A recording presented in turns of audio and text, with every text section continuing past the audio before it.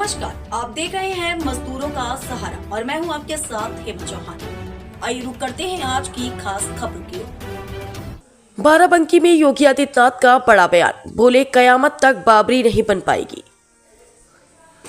तहसील सिरौली गौसपुर में दूल्हेपुर कुटी पर उत्तर प्रदेश के मुख्यमंत्री योगी आदित्यनाथ ने बाराबंकी दौरे के दौरान अयोध्या कानून व्यवस्था और प्रदेश की सुरक्षा व्यवस्था को लेकर बड़ा बयान दिया। श्री हनुमत विराट महायज्ञ एवं श्री रामाचार्य पूजन कार्यक्रम में शामिल हुए मुख्यमंत्री ने कहा कि जो लोग देश में बाबरी ढांचे के पुनर्निर्माण का सपना देख रहे हैं, उनका सपना कभी पूरा नहीं होगा। उन्होंने कहा कि कयामत का दिन कभी आने वाला नहीं है और जो उस दिन का इंतजार कर रहे हैं वे ऐसे ही सड़गल जाएंगे। मुख्यमंत्री ने स्पष्ट शब्दों में कहा कि भारत में रहना है तो देश के कानून का पालन करना होगा।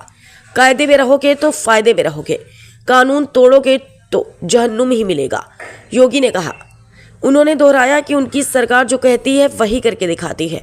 हमने कहा था रामलला आएंगे और मंदिर वहीं बनेगा और वह बनकर दिखाएगा, इसमें कोई संदेह है। योगी आदित्यनाथ ने आगे कहा कि सरकार भारत की गौरवशाली परंपरा, विरासत और सनातन संस्कृति का सम्मान करते हुए आगे बढ़ रही है और आगे भी यही क्रम जारी रहेगा।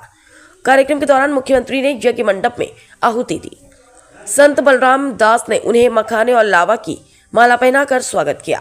इसके बाद जनसभा को संबोधित करते हुए योगी ने कहा कि 2017 से पहले प्रदेश में कोई सुरक्षित नहीं था। गरीबों की जमीन पर कब्जा हो जाता था और अराजकता चरम पर थी। सरकार बदलते ही अराजकता गायब हो गई।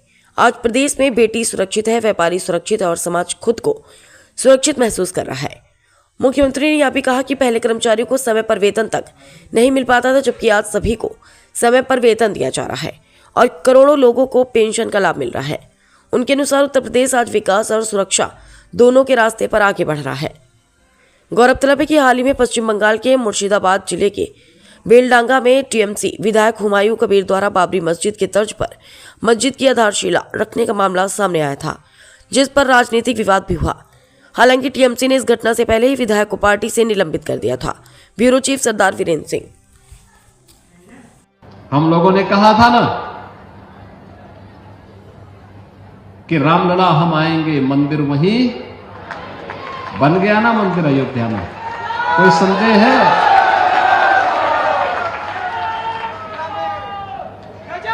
कोई संदेह है? और हम आज फिर इस बात को कह रहे हैं कि कयामत के दिन तक भी कभी कयामत का दिन तो कभी आना ही नहीं है और इसलिए बाबरी ढांचे का पुनर्निर्माण कभी होना ही नहीं है।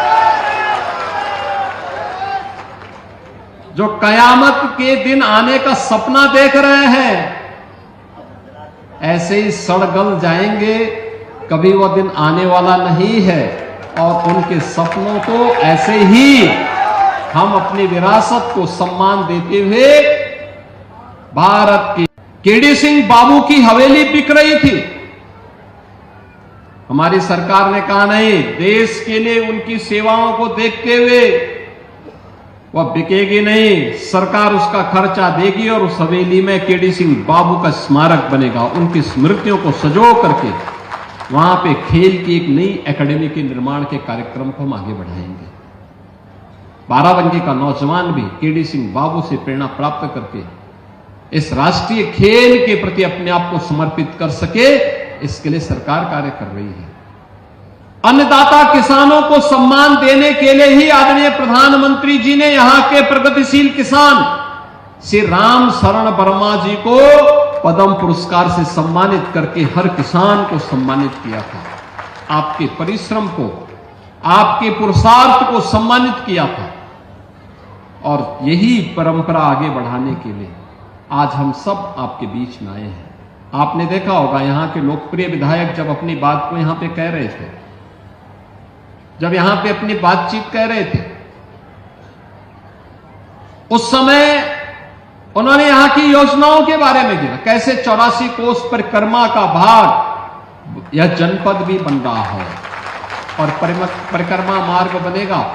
स्वाभाविक रूप से यहां का विकास कई गुना बढ़ेगा, रोजगार की नई संभावनाएं विकसित करेंगे और अब तो हम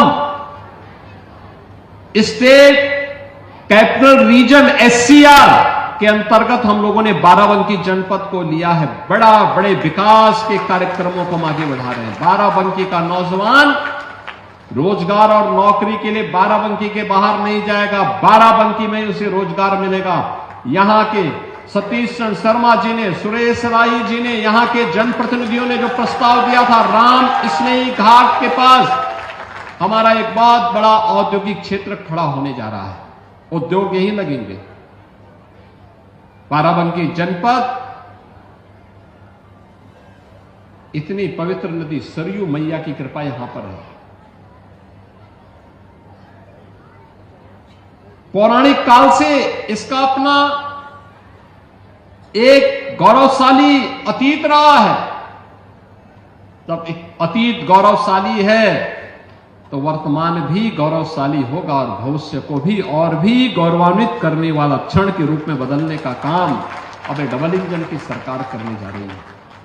कनेक्टिविटी को बेहतर बनाने के लिए अच्छी सड़क बने, लोधेश्वर महादेव मंदिर का हो या अन्य प्रमुख स्थलों को जोड़ने के लिए मार्गों के निर्माण के लिए पैसा दिया जा चुका है। कार्य युद्ध स्तर पर प्रारंभ होने जा रहा है। कुछ कार्य प्रारंभ हो चुके हैं, कुछ कार्य आगे बढ़ेंगे। ये रुकेंगे नहीं। ये रुकने वाली सरकार नहीं है, डिगने वाली सरकार नहीं है। इस खबर में बस इतना ही। देश दुनिया की तमाम खबरें पाने के लिए बने रहिए मजदूरों का सहारा के साथ।